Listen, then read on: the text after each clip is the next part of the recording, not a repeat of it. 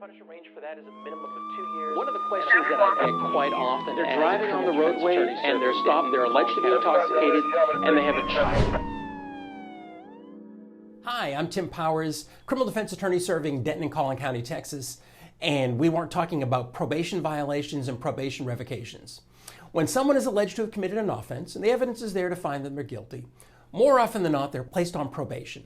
Probation is the same thing as community supervision.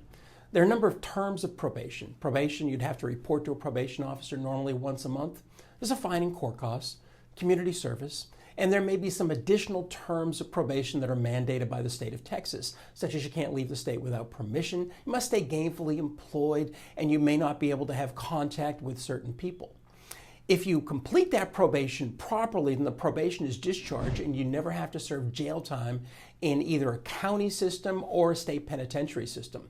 However, if you're alleged to have violated that probation, and a lot of that happens with a positive drug test, a new arrest while you're on probation, then the probation office can actually revoke that probation.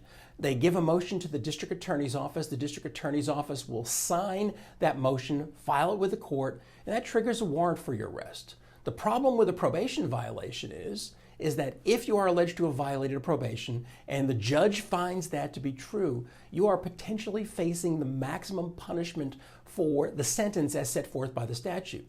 So for example, let's say someone is placed on deferred adjudication probation for aggravated assault with a deadly weapon. That's a second-degree felony in Texas, and that has a punishment range of a minimum of 2 and a maximum of 20 years.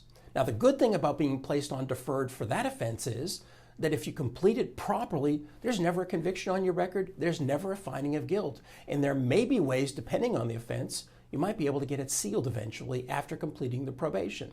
However, if you have alleged to have violated that probation, a new arrest, you fail to report, fail to do the community service, or any other term and condition of probation, then the state can revoke that probation and you're potentially looking at the entire punishment range. So the consequences for violating the probation could be up to 20 years in the penitentiary for that offense.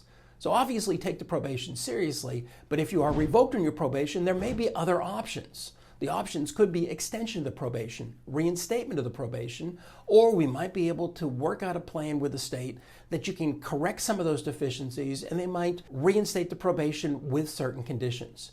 If you are facing a probation violation, it is extremely serious. You're potentially looking at jail time. Don't leave your representation to chance. If you have been filed on for probation violation or your probation officer is telling you you're going to be revoked, immediately call us, the law office of Tim Powers in Denton or Collin County. In Denton, 940-483-8000. In Collin County, 972-724-4820. Or look us up on the website at timpowers.com.